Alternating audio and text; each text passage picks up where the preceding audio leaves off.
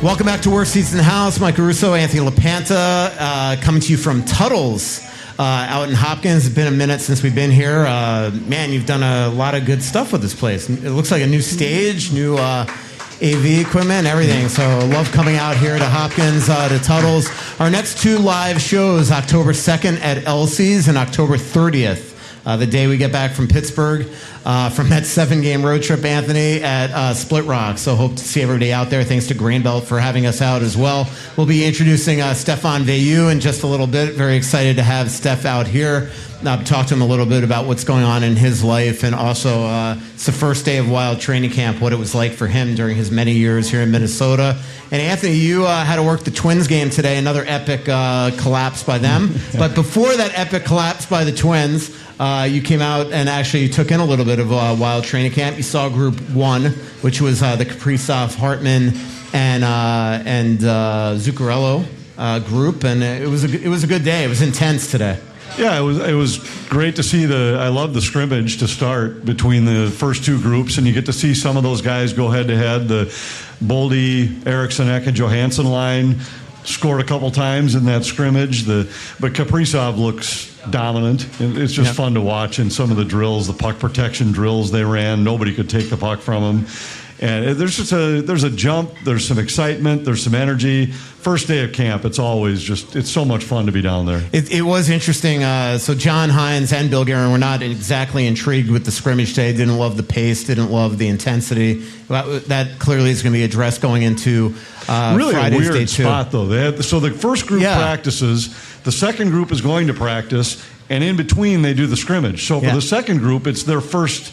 Not their first time on the ice. All these guys have been skating, but their first time on the ice officially as a part of practice is a scrimmage. That was weird. And what's, to me, more interesting is that because, as you said, the first group practice, they're going into the scrimmage tired, and that was the group, the Kaprizov group, that was shut out in the game and did not exactly look like they all wanted to be there. No. And John Hines made that, volunteered to us that was the case, and that clearly is going to be addressed going into tomorrow. Well, and that's one of those things that we've been talking a lot about this over the course of the summer, and I've been asked by Wild fans and radio hosts and whatever, what are you most intrigued to see this season with the Wild? And for me, one of them was to see how this coaching staff handled the preparation for a season. We haven't seen it yet. And everything from the way camp is structured, we saw it change from year to year under Dean Evison, under Mike Yeo, under Bruce Boudreau. Some years it was ultra competitive and trying to ramp everything up at game speed. Other years it was a little more foot off the gas. Let's just make sure everybody's healthy. We've got a more veteran group. We trust them. We know they know what they have to do to get ready for the season. So I'm really curious to see how this evolves, because I thought that first group had some jump early, and then I thought even as their practice session wore on, it started to wane and carried over into the scrimmage. We've seen other scrimmages in camp that were a lot more intense than what we saw today. Yeah, but what was interesting is John Hines made his voice heard today. Stopping practice, reinforcing things, coaching him up, dropping F-bombs, checking Freddie Gaudreau at one point, which is a funny little tutorial. And you're right. I mean, at the end of the day, even the coaches, they haven't been on the ice in months, so they're walking around, limping around. They've got no voice. I always enjoy the first couple days of camp, and we'll see how it continues. It was interesting today also because Brodin and Spurgeon didn't scrimmage, that they were obviously in Group C. So we saw the beginning of what they're at least going to start with line combinations, but the defense pairs are not what we're going to see. We know as long as they're healthy to start the camp, that Brock Faber is going to be with Jonas Brodin, that Jake Middleton's going to be with Jared Spurgeon, that Declan Chisholm is most likely to be with Zach Bogosian, with maybe at times Johnny Merrill in there. Obviously, Declan, they want to play on the power play, so if anything changes, it probably would be Zach coming out, and I don't see that happening a lot. So Johnny, I think, is the clear 7th D coming into training camp. But the Lions to start camp, Anthony, Ryan Hartman back with Matt Zuccarello and Kirill Kaprizov, Marcus Johansson at least starting with Matt Boldy and Joel Eriksson-Ek, Marco Rossi centering Yakov Trenin, who I really like Trenin today, and Marcus Foligno. And then the fourth line right now, at least, is Lauko, Huznadinov, and Freddie Gaudreau. like Reese Johnson was with Liam Ogren. So Liam right now is the guy that's going to have to really work his way into this lineup. And he will get obviously his reps. But John's made it clear that he's going to try some different combinations, but I agree with you. I think what you start with is at least, that's what their first thought is. Right. And we long suggested and long thought that Hartman would get the first look between Kaprizov and Zuccarello. And if that goes well, he might start the season then. Yeah. And I think that is the plan. Like we keep on saying it's day one, things are going to change, everybody's going to get reps. Clearly, this is what they want, and the one thing that they admitted today is that while it would be super easy to come back with the Boldy, Eriksson Ek, and Kaprizov line because they were so dominant at times last season they couldn't get any depth scoring from lines 2 to 4 when they made that change, and so they don't want to come back with the exact same thing. Yeah, so they're trying to basically spread the wealth. I don't think there was any chance they were going to come back with that. I was more curious to see who they'd start with Eriksson Ek and Boldy. Would it be Marcus Johansson in a hope of recapturing some of the chemistry they had 2 years ago when Johansson first arrived and they were one of the best lines in hockey for the last 2 months of the season? Or is it a better long-term fit if you create a third checking and scoring line similar to what they used to have in the Grief line with Trennan, Foligno, and Eriksson Ek, and maybe let Marco Rossi get a shot to play with Matt Boldy? I think there's just we've been talking about it throughout the summer. I think there's more potential flexibility with the players they have. But you always know the first day that that's at least the first thought the coaches have, and they're going to have to see something that prompts them to change it. And I think one of the more intriguing guys to watch throughout this camp will be Marco Rossi and where he fits. I don't think long-term he's a guy you'd look at and say we'd like to have him centering a third line. But if that's where he fits best to open the season, I think it's okay. Maybe he ends up playing with Eriksson Ek and Boldy. Maybe he ends up centering that line and Eriksson Ek plays with Foligno again. I just think there's some different possibilities for the ways you may. And even if Hartman, Kaprizov, Zuccarello looks great, maybe the team's lineup is better if Hartman's playing on a line with Foligno where you can have a little more physical third line that can also score, and Marco Rossi's back with the guys on top. And all of this, of course, is assuming that everybody stays healthy, which last year about every time you thought you had a lineup that was set, somebody was out. No doubt about that. Jared Spurgeon back, looking good today. And, I did a big story on him in today's Athletic, and the one thing that he made very clear is that I think he is aware that Brock Faber and Declan Chisholm are going to be the point guys, at least to start the season on the numbers 1 and 2 power play unit, and he's perfectly fine with that. Jared Spurgeon has long been a power play guy, most power play points in Wild history, I believe, by a defenseman. Maybe Suter is a little above him. But he is well aware that their penalty kill was a huge, huge weakness last year, and if he's got to just concentrate on that, it would lower the load of guys like Faber. Right, and I think there's two elements to that. Number one is that it allows, I think there was a lot on his plate when healthy last year to be the first pair out on the penalty kill and be the guy running the power play. If this way he's the top penalty kill guy and Brock Faber's the top power play guy, you can balance that a little bit. The other part of that is that for years we've wondered what it would look like to have Spurgeon and Brodin play together for extended periods. And you just could never do it. Suter and Dumba didn't work as the second pair, so they'd try it a couple times and then quickly go back to Brodin and Dumba. Middleton and Spurgeon were good together, so you left Brodin alone with somebody else and with Middleton at times. So now I think this is really interesting. If it can work with Brodin and Faber and Middleton together, I think you could end up with one of the elite shutdown defensive pairs in the league in Spurgeon and Brodin. Yeah, Middleton, by the way, looked great today. A lot of guys really good. Like Philip Gustafson looks like he's dropped some LBs. Foligno looked incredibly physically fit. It looks like guys have come into camp ready to Ryan go. Hartman, I think, is the guy we've talked most about during the offseason. And I had a chance to chat with him. We had our time with all the players yesterday, and I had a chance to chat with Ryan, and exciting summer for him. Became a father. He's got some other things going on in his life too, but he just looks like a guy, has kind of that jaw set, determined look about him everywhere he walks. Like I got something to prove this year. And I'm excited with what we've seen from him so far. Yeah, I mean, just imagine scoring 21 goals and everybody's saying you sucked last year. Right, Like that's going to make you get a little motivated coming in. It's mostly just the writers who were saying that. No, definitely not that. I'm always worried that Ryan's going to just high stick me, so I treat him with kid gloves. It was interesting when I was talking to him, though, and I asked him about, I said, just you define everybody always looks at you and says he has to play on the edge. I said, how do you define the edge? And he kind of smirked because he just said, for my entire life, I've been really good at getting under guys' skin, but I have to be able to do it without taking penalties. Yeah. So it was kind of interesting just to hear him put it in those words. His DNA, though, we know what his DNA is. He is going to be on that edge, he's and he's going to cross the sometimes line cross a few times, it. there's no doubt. He's just got to, not throw any sticks at referees this year. The one thing that was really interesting, and that I always think is really good for these kids that go before they go back to juniors, are battling with NHL players. And he had an epic battle today in training camp with Ryder Ritchie, their 12-year-old looking top prospect. I mean, he is a young-looking kid, and there was some.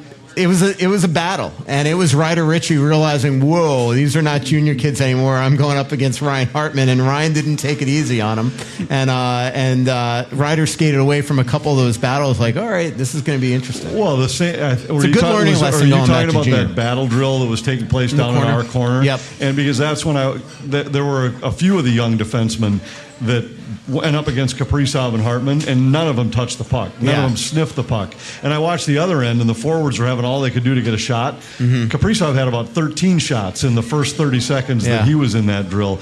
And it does give you an idea of just what the difference is between a prospect, an American Hockey League level player, and one of the elite top-line players in the NHL. I did a Kaprizov and Zuccarello story for tomorrow's Athletic, or Friday when this pod comes out, and both of them incredible moods today. It was funny during Kaprizov's press scrum.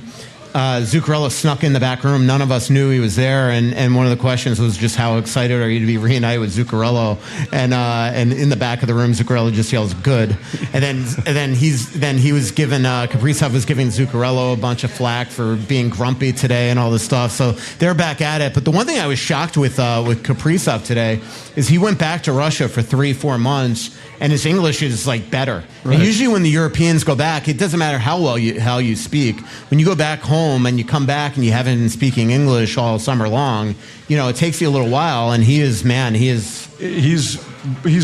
essentially fluent. And he was one of the guys that I chatted with. Kevin Gorgan and I split up the team in half yesterday for these sessions, and I probably haven't sat one-on-one with Kaprizov for as long as I sat yesterday, ever since he's been here. Yeah. And he had a couple moments where he stumbled to search for a word, and I for certain, I tried to keep the questions relatively simple so that he could understand them. But what was really interesting was what got him talking the most was when I started asking him about his teammates to describe them as players, and all of a sudden he talked for about 2.5 minutes about what makes Jonas Brodin special. He talked at length about Zuccarello and the chemistry they have, and was eloquent might be a little bit of an exaggeration, but he was well spoken, and it's the longest I've heard him speak. It was the longest answers I've ever heard him give, and so I kind of walked away saying the same thing, because as he walked out of the room, I turned to Ralph, our camera guy, and I said, "I thought he was in Russia all summer. He came back, his English, like."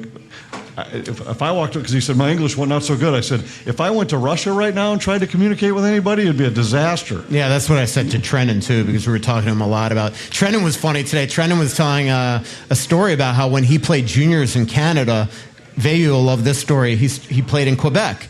And so all summer, he's prepping to go to juniors, thinking he's coming to North America, I'm going to learn English. So he worked on his English, had no clue in Quebec they speak French. So now he shows up there, and he's got a French teacher trying to teach him trying to teach him English, but she didn't speak any Russian.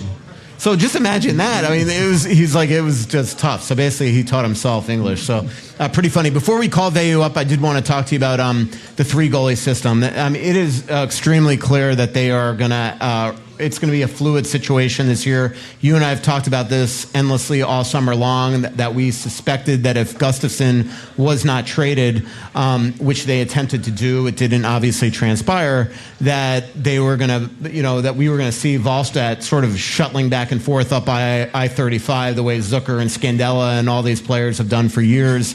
And he's going to get a lot of that. There's going to be, he might not make the team out of camp just because there's no reason for him to make the team out of camp if Gustafson's starting game 1 and Fleury's starting game 2. So you start him in Iowa, save a little cap space, maybe bring him up to the St. Louis game, bring him a little bit on the road trip, send him back when they have all those days off in Pittsburgh. And so it is going to be a constant shuffle of them deciding when's his start's going to happen here. Could he get more benefit from being in Iowa at times with different things? If they need a player that they can't afford, he's a guy that doesn't require waivers, so there's going to be him going down there. So it's going to be just an interesting thing. There's no way to really game plan it. Well, and performance is going to dictate some of it too, performance and health. We're assuming, number one, that Wallstedt comes through camp, looks as good as they hoped he would look in his exhibition opportunities, plays as well as they'd hoped he could play. Then we're assuming that it's Philip Gustafson and Marc-Andre Fleury are healthy and both playing well, because if either one of them aren't, that changes this plan entirely. And not that you can send one of those guys down, but you then would be forced to just say, all right, we're keeping 3 goaltenders. If this guy's playing the best, he's going to play. And I think it's that simple. But if the other guys are good enough or it's about the same, then I think you pick your spots. And it would benefit Wallstedt, in my opinion, to spend some time in the NHL, practice days, morning skates, facing NHL shots, those kind of things, being around the NHL coaching staff. But at the same time, you do have to play some games. Yep, absolutely. Let's do this. Let's take a quick break, and we'll be right back here on Worst Seats in the House. Hey, it's Russo for Aquarius Home Services. The mega sale is here, bringing you incredible savings on all your home service needs. Get up to 15% off tankless and traditional water heaters and home standby generators. Plus, enjoy $98 off our repair services, including plumbing, drains, electrical, heating, and cooling. Keep your home running smoothly with Aquarius, just a click away at AquariusHomeservices.com. Aquarius, earning the right to be recommended. And remember, tell them that Russo sent you. Get $250 when you switch to a Royal Credit Union checking account. Switch to Royal's Smart Checking account and enjoy no monthly fees or minimum balance, free mobile check deposits, and surcharge-free access to over 40,000 ATMs nationwide. Getting your $250 is easy. Open your Royal Checking account by October 19, receive 2 payroll direct deposits, and you'll receive $250. See details and open your account today at rcu.org/checking bonus. Insured by NCUA. Yeah, perfect. There you go. Translate to Russian, please, if you can. All right, welcome back to Worst Seats in the House. Michael Russo, Anthony LaPanta come to you from Tuttle's. Our next 2 live shows are October 2nd at Elsie's in downtown Minneapolis, really northeast Minneapolis. Great, awesome spot there. We got a ballroom, another awesome bowling alley. And on October 30th, the day we get back from that, we'll see the complexion of the October 30th podcast compared to the October 2nd before they played a game. But October 30th, after 9 games into the season, after a 7-game road trip, we'll be over at Split Rocks up in Wyoming. So hopefully everybody will come on out. But really, the team will be part to watch, and you and I will have just spent about 10 days on the road together. So. Yeah. So we'll be at patience could be low. I will be at my wit's end with you, and I'll probably be about 10 pounds heavier. All right. Really, really happy to be joined by one of my favorite players that I covered on the Wild. Played for the Wild on 2 different stints. I still remember in the Dallas press box writing when the Wild reacquired you from the New Jersey Devils. And Stephane Veilleux, happy to have you here. How are you doing, man? Hey, very good. Thanks for having me. Good day today. Yeah, good day today. I heard that today was a... Yesterday, I got a positive news into my health that on the scan that there is they can see some bone growth. So that means that I get to keep the halo on, and so it's a step positive. Yeah, and to give everybody sort of a refresher of what happened, and I know nobody in this room needs a refresher because you read The Athletic every word that I write. But I wrote a story about Steph a couple weeks ago. And you were nice enough also to come out to the State Fair. But back in June, you were in a car accident where somebody ran a stop sign. You were on your way to your son's baseball game, and you were T-boned. Got out to check on the girl to make sure she was okay, even though you were in absolute agony. and had no idea that really it was a major injury that you sustained. You broke you burst your C1 vertebrae, which anybody knows could be life-threatening. It could put you in paralysis and everything. You go to the hospital. You're in the waiting room for 3-4 hours. Correct me if I'm wrong. They finally bring you back in there. They do an X-ray, and everybody freaks out and rushes you to HCMC, where they diagnose this problem, and they have to decide, are they going to operate right away or put you in a halo? You take it from there. Yeah, absolutely. I'm very humble and grateful to be here today. That was obviously a major accident, but to being able to see progress, I'm extremely credit a lot of people. I'm really lucky to be here, and it's been emotionally, physically, challenging, but also you just be grateful every day as I sitting here. It's amazing in a snap of a finger how things can change pretty quick. But I trusted the doctors, and there was a lot of discussions that I was going to get surgery and my neck fuse and fusion, and then maybe not being able to move my neck again. And though it's progressing, and still focusing daily, and lots of to be grateful and staying positive in the journey. So the good news that you got with bone growth, what's the next turning point, the next marking point where you'll find out if things are continuing to go as they're hoping they'll go? Yes, it will be by keeping the halo on. If the bone growth improves, then the next step would be getting into a neck brace, taking the halo off. That would be, a very positive direction. How common is it that going into the halo rather than the surgery works and your body essentially heals itself? Yeah, it's I'm not. I don't know. I'm following the specialist and trusting the process. Yeah, and and even your attitude now, like, I know that you were originally hoping that you'd go there tomorrow and they'd see like, oh, you can come off the halo, and but you're taking it as just a bright side, like, I get to keep the halo on, that they're not saying I need surgery now. That just bone growth shows that you believe that this is going to eventually mean that you won't need your neck fused.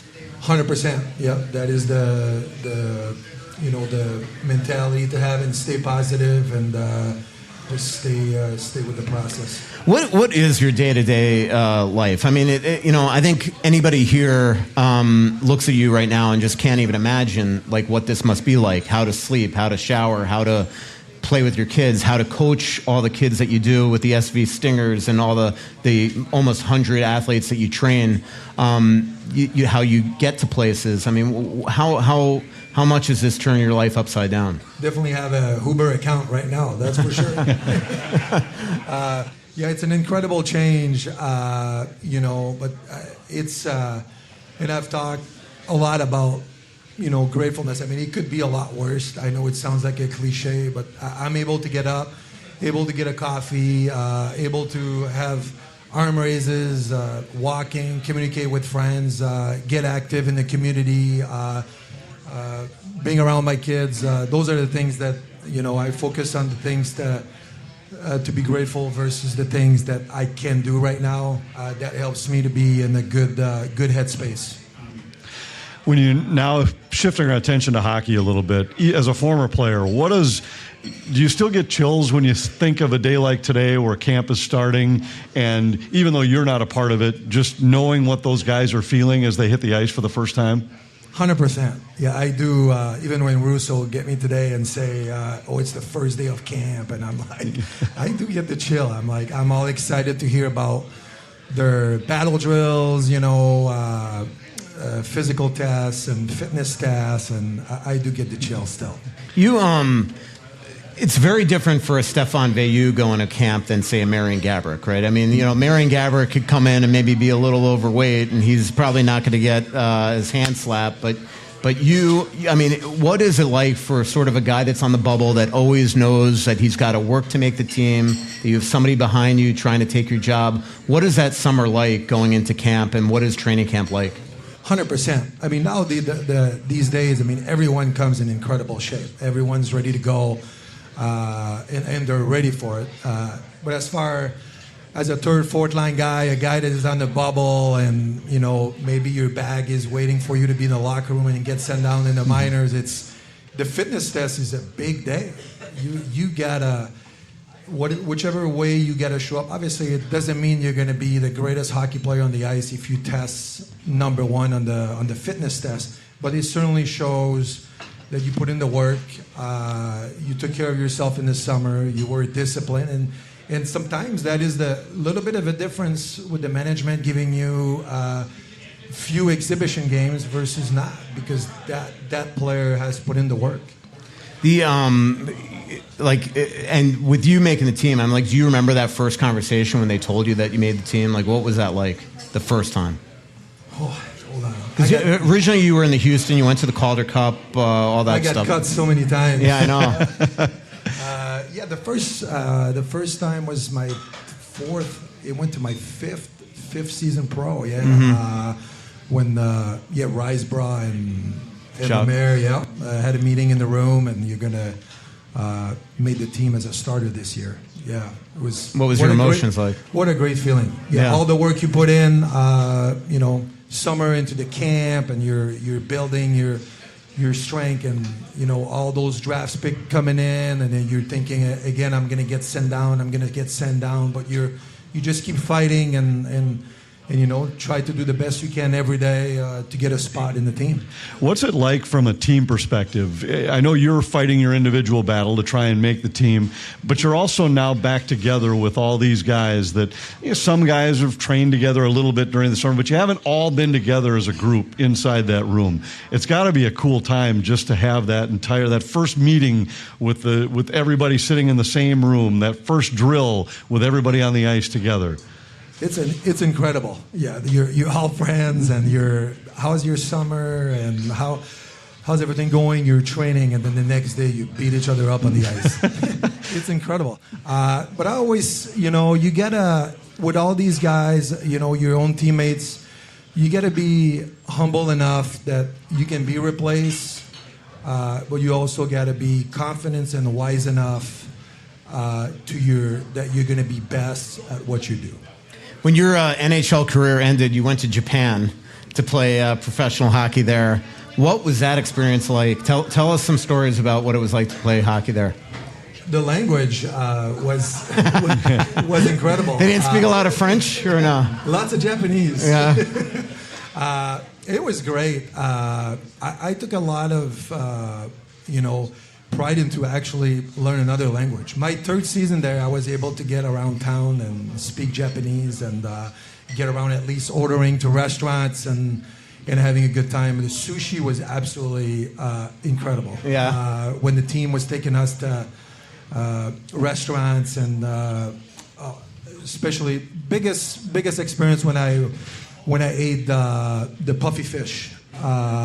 They were telling us that it's really risky, and I was with the other North American player there, was Barry Talixon, and he didn't take the chance to eat the puppy fish, and I'm like, I'm gonna do it, and it was pretty incredible. They cook it in a super good, very fresh, and we had a blast with the team. What were the fans like? What is puffy fish, by the way? Actually, you can die from eating it. Doesn't sound like a good experience. Yeah, but, I think I'd skip over the puffy fish on the menu anyway. Yeah, even if it was good. Anthony only eats steak. So. I like fish, but I think if it was puffy fish, I think I'd stay away from it. Yeah, you'd order the skinny one. What were the fans like in Japan? How knowledgeable were they about hockey? Good question. They were really quiet. Really quiet.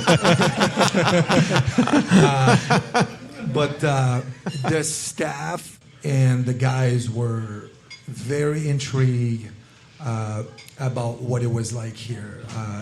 Always, they became, brothers. In the locker room, like talking about hockey. They were all living in a dorm and working for a paper company, and then hockey was second for them. It was really, really interesting, and I learned a lot in that culture. Let's just quickly talk about your new career. So we talked about how you train a bunch of athletes here in town, but there is going to be a new professional 3-on-3 team starting here in Minnesota.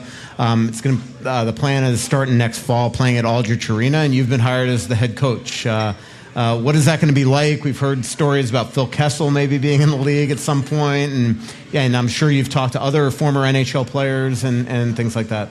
Definitely, that's something I was really looking forward to. There is obviously a little step back, but we're, like you're saying, we're expecting to start next year.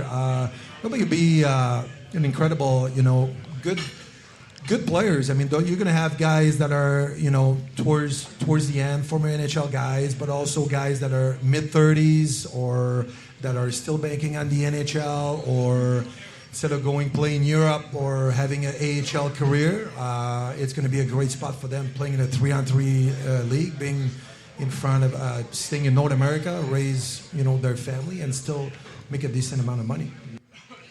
So where are the teams located?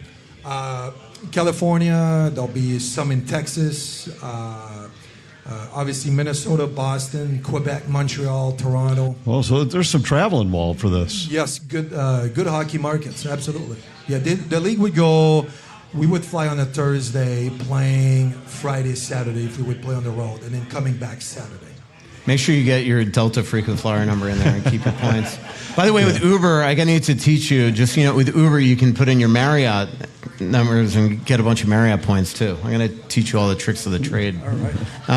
Well, Steph, really appreciate you coming out here tonight. By the way, if you have any questions for Steph's going to be around here to the end of the show as well. Really, I find you, as we talked when I sat down with you for the first time for that interview, and what I tried to convey in the story is that you're not looking at this as a sob story. You are extremely grateful, one, that you're alive, but hoping to be inspiring to others. And I just think your attitude is also inspiring, because I just think a lot of people, I know me, I would not have the strength to deal with anything. I can't even, I stubbed my toe. A sore calf wound up in the emergency room. That's true. I was in the emergency room. I'm still trying to pay that bill off in Vegas. Too much coffee. I actually made a fantasy trade on the Anthony knows I'm in the hospital, and on a table.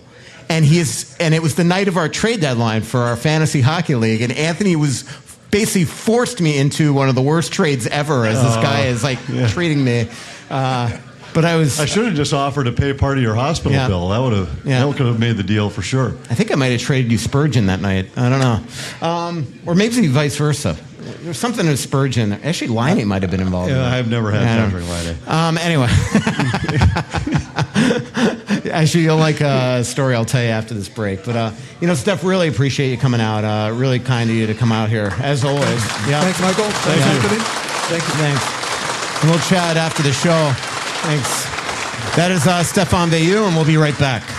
When it comes to great steaks, it's all about the marbling. And there's a 1 through 12 scale for marbling that will measure what the quality is of the steak. And for Feller's Ranch Wagyu, it's some of the best you'll find. They won't sell their steaks unless they're at a marbling level of 6 to 10 on a scale of 12. It's some of the best steaks you'll find. Just for reference, USDA Prime can be called USDA Prime as long as it's at 3 or 4 on that same scale. This steak is some of the best I've had. You can find it at fellersranch.com. Their vans are in the cities every week. They can deliver it to you. There are also a couple of spots within the cities where you can pick it up.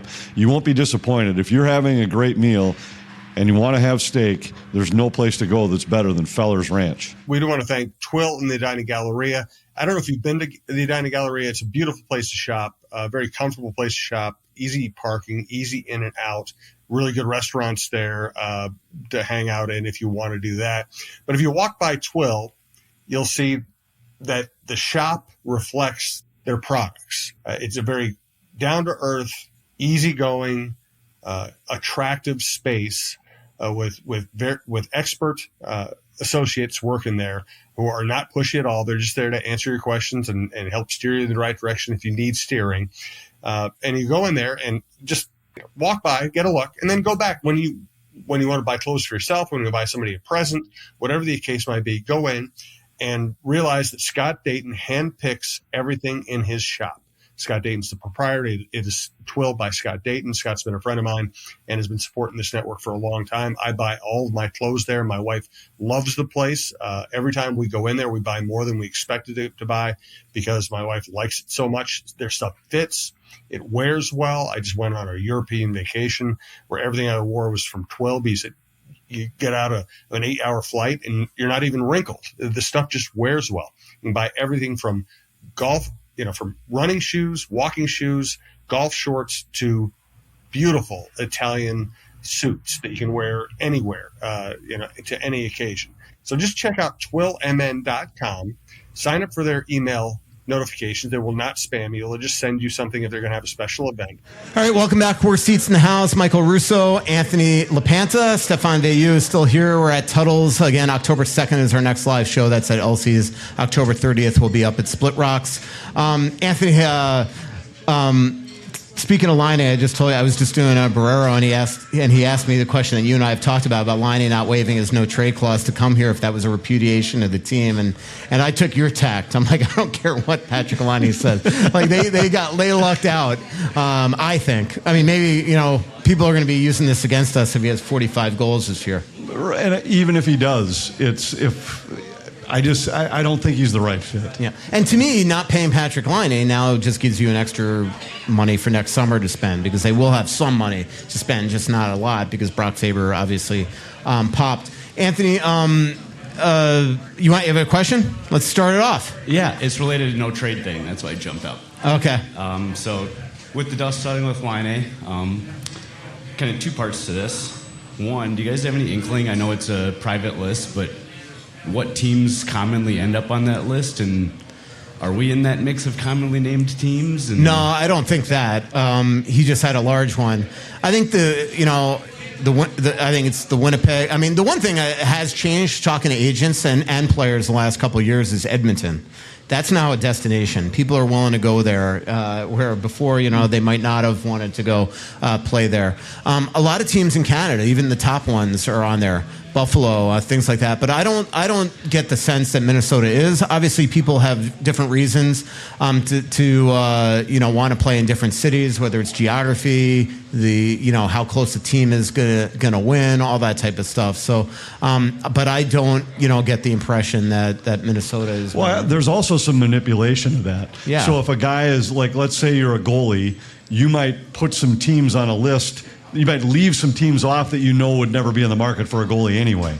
So you might roll the dice and say, okay, I can give them a 10-team no-trade list, but I could really extend it to 15 or 18 if these 5 or 8 teams that I know will never trade for me anyway, I'll just put 10 others, and now I've expanded my list. So I think there's some of that, too, that guys are looking at it a little bit with where they might be a target, and they can either eliminate it or add it if they think that gives them a better shot to get where they'd like to. And sometimes it could backfire. Like, he's not a goalie, but the story, and I'll be, candid, I've never actually asked Eric Stahl about this, but the story with Eric Stahl was after the pandemic, his no trade list, it was like end of September where it had to be submitted. And, so it was going into the last year of his deal. So he's thinking, all right, what do I have to do to make sure that playoff teams don't take me at the deadline? So he was putting like playoff teams on there. This is the way it was explained to me. And he changed his list. He took Buffalo off. All of a sudden, the no trade list is submitted to Bill Guerin, who's I think it was his first year here, maybe his second. And Bill Guerin looks at the list, sees Buffalo's no longer on it. He knew in the back of his mind that Buffalo had always been interested in him. He calls up Buffalo, and the next day, he's traded to the Sabres for Marcus Johansson. And so they're kind of backfired, where his agent took Buffalo off the list and tried to manipulate it with playoff teams. And the coincidence of that is, later that year, he winds up in the Stanley Cup final with the Montreal Canadiens because of the pandemic. So who knew? It is funny how things change. So part two of that is, why put up with this in contracts? Like, the NBA has it, but I think I don't know anything about basketball, but 3 guys have a no trade in the whole NBA. And somehow this is like normal. It's because it's become the norm. And so players know that teams have to give it in order to get the players to sign. And there are some teams who really dig in their heels and say, we don't want it, we're not giving it. But if that's what it takes to get the deal done, and that's become the norm, it's going to snowball. And now that guys are used to having it, it's going to take something miraculous for it to go away. They would have to take it out of the CBA. Like, it's going to just be more and more and more. It's become the thing. This isn't just a Minnesota thing. Like, we did a whole thing at the Athletic, I think last season, where the Wild are actually sort of, they're near the top half, but they're not, there are teams with many more. Yeah, and so that is the thing. And then, there's certain ways that you have to get a deal done. Like Minnesota, every team has its thing that they won't or will do. The one thing the Wild will not do, if you look at every contract really that's ever been done, with the exception of, I think, Spurgeon and then Parisi and Suter, is they don't give out signing bonuses. That is a Craig Leopold thing. So if you're not going to do that, then all of a sudden, to get a contract done, there's only so many ways you can manipulate a contract. That's something that the Wild hand out. I think the Wild do it a little too often. Like, I don't see why a Freddie Gaudreau has a big giant no trade clause. But there are some guys, to get a deal done, you just got to get it done. You got to do it. Yeah, it just seems like something from like a NHL perspective to keep a level playing field. It can be disadvantageous to some cities, right? Like, there's markets that keep getting named. Yeah. Doesn't the NHL want to step in and say, this is stupid? Like, why are we doing this? But I will say, and I think Steph could attest to this, mostly the players just want to win. So if all of a sudden the Winnipeg Jets, who's probably number one on everybody's no trade list, becomes a Stanley Cup contender year after year after year, all of a sudden that's going to be an intriguing destination. And we're seeing that right now with Edmonton. Edmonton was always a team that was on everybody's no-trade list. But what do? They go to Game 7 of the Stanley Cup Final last year. They got McDavid and Draisaitl, one that's just re-signed for 8 years, and another one that's going to re-sign for 8 years, most likely in McDavid, and an incredible new arena, and an awesome downtown that Anthony especially loves in the winter. So... yeah. He just loves walking around on those sandy sidewalks. On those sandy, muddy sidewalks. There's nothing better. Yeah. Nothing better than an Alberta wind. Exactly. Question. I know you guys talked about the three goalie approach that's going to happen this year. Do you think that Billy is still shopping Gustafsson at all, or is he just playing it, saying, you know what? I'm going to see how he does this year. If he turns out to be like he was 2 years ago, he's not going to be on the market. But if it's just, I don't know, I could take any one of these three goalies and still be as good, maybe looking around and see if somebody might be interested in him. Or is he just going to wait for somebody to have a big injury and then looking for a goalie? Well, I think that's the thing. Like, right now, I don't see any teams that need a goalie right now. But if all of a sudden a team gets hurt, if we find out that Vancouver has the major, like Demko's not going to be back, there are teams I think that he is still intrigued in shopping him, because I think that he had to be in the Patrick Laine trade. Otherwise, the math just doesn't work. But now if the season starts and he's your best goalie, that's going to hit the brakes on that completely. Well, I don't know if shopping is the right word, but he's for sure listening. And I think he will continue to do that. And I think there's, this is Marc-Andre Fleury's last year. So there's nothing wrong with figure it out for this year and then go into the foreseeable future with Gus and Volstad as a 1-2 punch as your goaltenders. So many teams now are leaning on two guys. There aren't very many that have here's our number one, he's going to play 60 games, and here's our number two, he's going to play 20. They're just not. So I think that it would be short-sighted to feel like you have to move him now just because you have three goalies this year, when you know for certain one of these guys is done after this year. Are there any teams in your guys' mind that are that number one goalie and, the 60 versus 20 guys? Dallas. They were last year, and they probably will be again. I'm trying to think. There were a couple last year that had a number one that played about that much. Tampa always was with Vasilevsky. He was hurt last year. Florida looked like they were headed that way this year with Bobrovsky, but there aren't very many others. There aren't a lot of goalies that play more than 60 games anymore by any stretch. How many did Shesterkin play last year? He had to be in the high 50s, I bet. Yeah, definitely that. But it wasn't because Quick was so good, they used him, I think, a lot more. That's right, he played more. Yeah, so absolutely. Question. In the summer when you have less to talk about, I thought a Wayback Machine would be a good idea. And I'll give you a couple examples, or maybe 3 or 4. Talk a little closer to that mic. Yeah. Sorry. Okay. So if you had a Wayback Machine, and for example, I could take you back to the 60s when sports writers were like gods, because there was nothing on TV for hockey until 66. Boy, that was a long time ago. We just like the playoff games. Now we just pretend we're gods. All right. So anyway, they're all going to be buy-sell mode type scenarios that I want to ask about, except the one I'm going to direct to Stephane. So the first one, we go back to 67.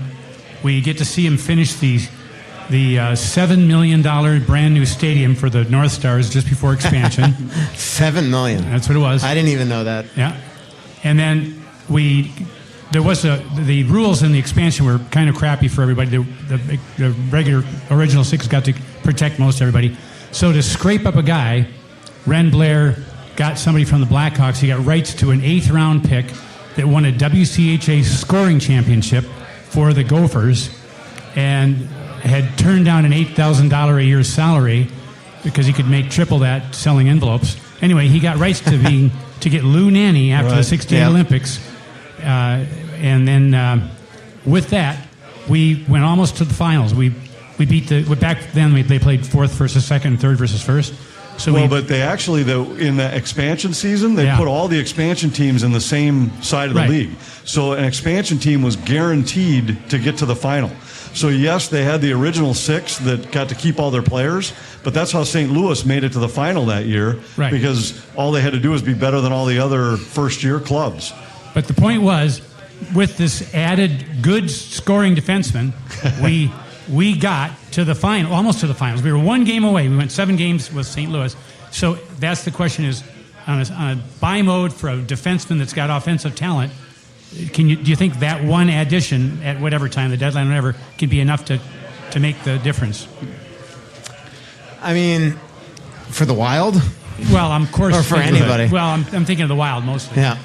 I don't know. The one that just popped in my head was when Ray Bourque wound up going to Colorado. And I don't know. I mean, it depends what you need, right? If a team needs like that big power play guy or that one young defenseman, I definitely think that it can. It's interesting what you said about Louis, because he just called me today and had a bunch of stories that I'd never heard. That's the one thing with Louis is like you never know what you're going to hear, and you're like, I've never heard this. A lot of the stories you've heard before, but then every time there's a tangent that I never heard before. Yeah, I know. It's I don't know. It's pretty interesting. Well, my second scenario, I'm actually hoping you do a Wayback Machine next summer and get Louis as a guest, because this one, we now take the machine to 78. And the North Stars have the absolute worst record in the NHL. So they're in sell mode. They sell the whole team for $12 million to the Guns, who would keep the team in Minnesota. Right. And then somehow, Louis could explain it, they're able to add the entire Cleveland Barons team, but that was maybe 1 or 2 good players, to the North Stars. And then with some good draft picks, 3 years later, and they hired Louis to be the GM. And 3 years later, they're in the finals. Louis actually told me that story, and I don't remember enough of the details to share it, but it was amazing how that deal got done. I can't imagine it. They just allowed you to merge with the Cleveland Barons. Yeah. And there were a lot of good North Star players that came. Dennis Marouk came over in that deal. Jules Malash, I believe, was part of that Cleveland club. Those are the two. That were key pieces for the North Stars for the next few years. Okay. Do you have a question for Steph? Yes, the third scenario for Steph is about overachieving. So we'll go to 90-91 for the North Stars. They finished 16th of 21 teams, and this year they sold a future Hall of Famer, Larry Murphy, to the Penguins of all teams. So in the playoffs, the 16th best team, and back then you had to play the best team and then they reseeded. So we beat the absolute first best team, the Blackhawks, when they had Rennick and Chelios, and Hasek was their backup goalie to Belfour. I mean, they were good. We beat them 4-2. Then we beat St. Louis on the year that Brett Hull had 86 goals. Then we beat the defending champ Gretzky-less Oilers 4-1. And then we take a 2-1 game lead against the Penguins. And this is like overachievement to the max. And then, okay, we didn't win the cup. But we only had 1 future Hall of Famer left. That was Madonna, and they had 8. So it's really in your Wild days, what was the best overachieving stretch or anything you can remember where it was everybody just their jaws dropped? They're like, oh my God, this is unbelievable. That's a good question. mean, I think of with the expansion team, with having all those those salaries, and I mean, when Jacques, the staff were making more money than the players, and going to conference final that year I felt was incredible achievement. I mean, they definitely had to be that way, because my first year covering the Wild was 2005-06, and it was a $23.5 million cap in the NHL, and the Wild were right at the bottom, and were at the bottom for a long time. I mean, the biggest one that I remember in terms of underachievers is '96 Panthers. I mean, third year cast-offs, and they go to the Stanley Cup final and play Colorado. But I remember '03 watching that Wild team go to the Western Conference final, and they had that. So you want a T-shirt? That was my fourth one. It's dangerous in time travel to have two Michael Russos in the room, but I wanted to go to '96 because they added Ray Shepard. Yeah. And he was a great goal scorer. Yes. And that, I think, was the key difference for them. If I asked 1996 Michael Russo, what would he say? I would say Ray Shepard and Marty Straka also, definitely. And is there a great goal scorer the Wild could add that could be the guy that gets us to the finals? Yeah, Patrick Laine, definitely. No. Because the Panthers proved third time to the finals is a charm. Yeah. I mean, we got to see what happens at the trade deadline and things like that. I mean, there's going to definitely be players out there that the Wild can get, and that's the hope, is that you accrue enough space and all that stuff to get to that point. A great scorer would be nice. Yep. Maybe Liam Ogren will be that. Yep. Yeah. Perhaps. Question. Yeah. Thank you.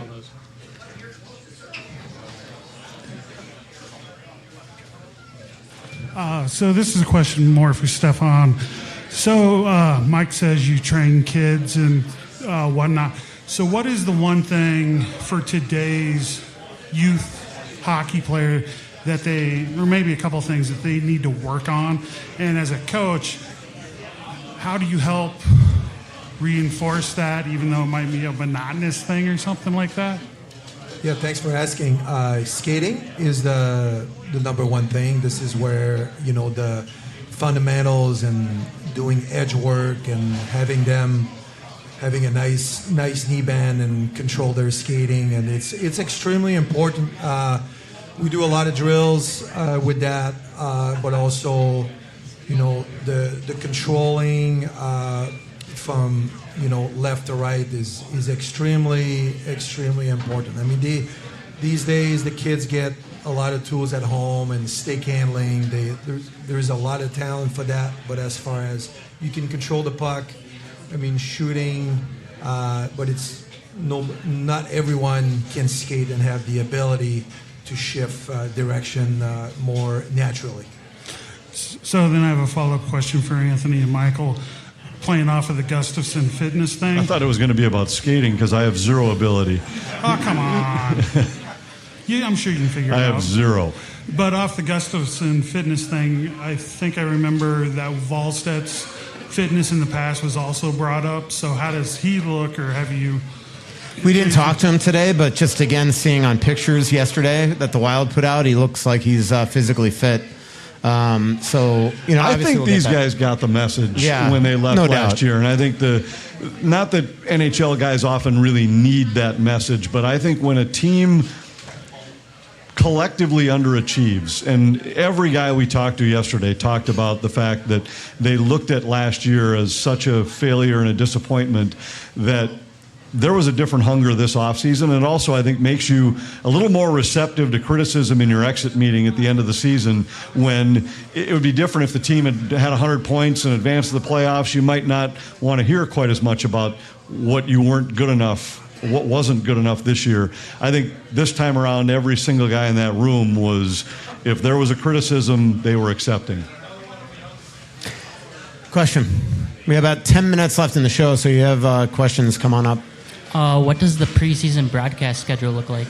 Oh, yeah, good question, Anthony. Yeah, we've got 3, and I should know this off the top of my head. I know Russo will be shocked that I don't. At Dallas, at Chicago, I know and we're then going one to home Dallas game next week. and then we have the last two. Are the last two both Chicago? I know though you're going to Chicago. I just don't know the home game. Okay, so I know we go to Dallas next Wednesday. Yep. This won't come as a shock to any of you, but Anthony asked me this morning where the podcast was.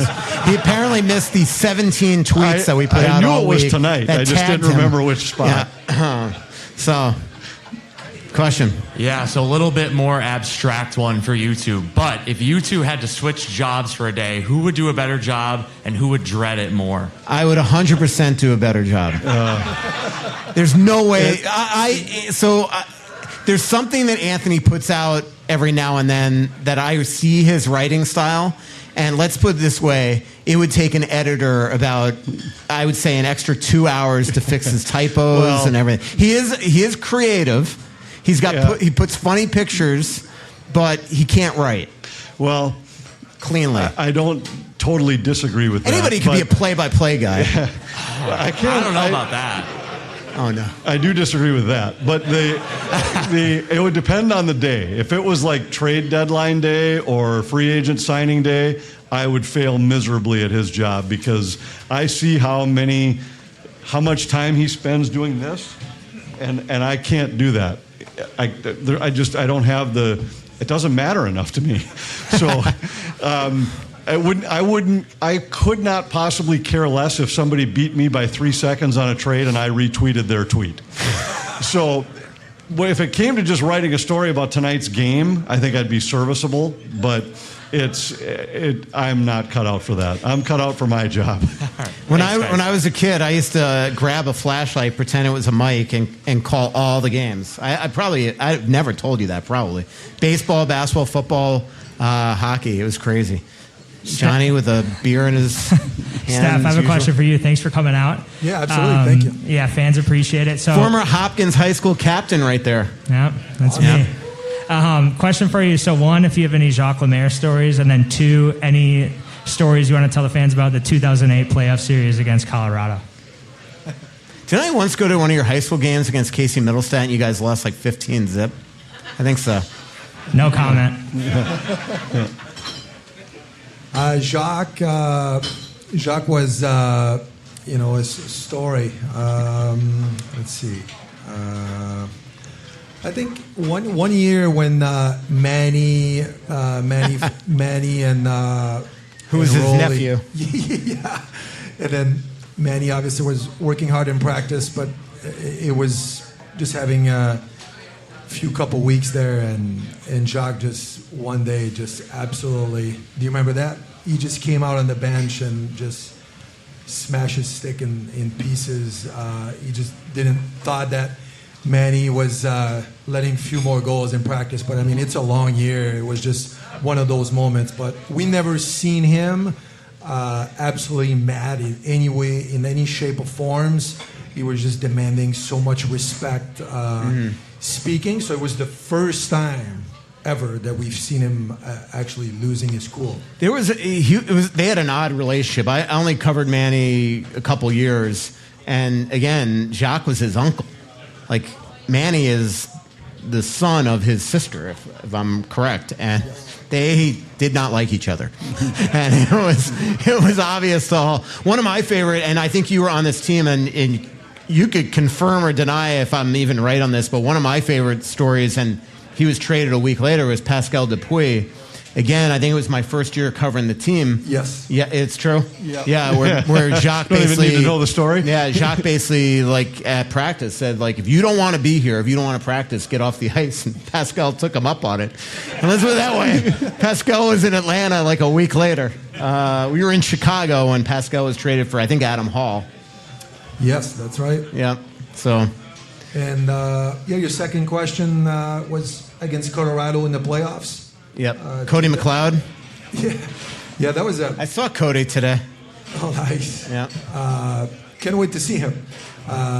It was incredible playoff series. I still remember game 6, far pass. I don't know if you guys remember Theodore. Yes. Backdoor play, hit his toes, and I thought that was he stole that game. Yep. And we eventually lost, unfortunately. That series was, I mean, you guys won the division in 08. You go there, and on the eve of the playoffs, Nick Schultz's appendix just goes, and that just changed the whole complexion of that series. That was like, I thought the 07 Wild team was pretty big lineup. Yeah, I thought that was a great team.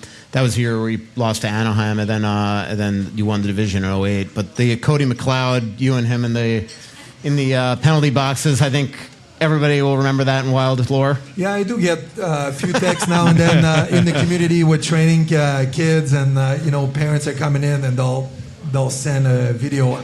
I'm not training that way, So, but yeah, thanks for asking. That was definitely a memorable, funny moment. Yeah. All right. Well, probably make this the last question. So make it good. I'm really just pressure. here to ask Anthony Twins questions, so that'll take 20 minutes. No. My question's about... I only have 3 Twins games left, so I'm good. That means he could talk honestly.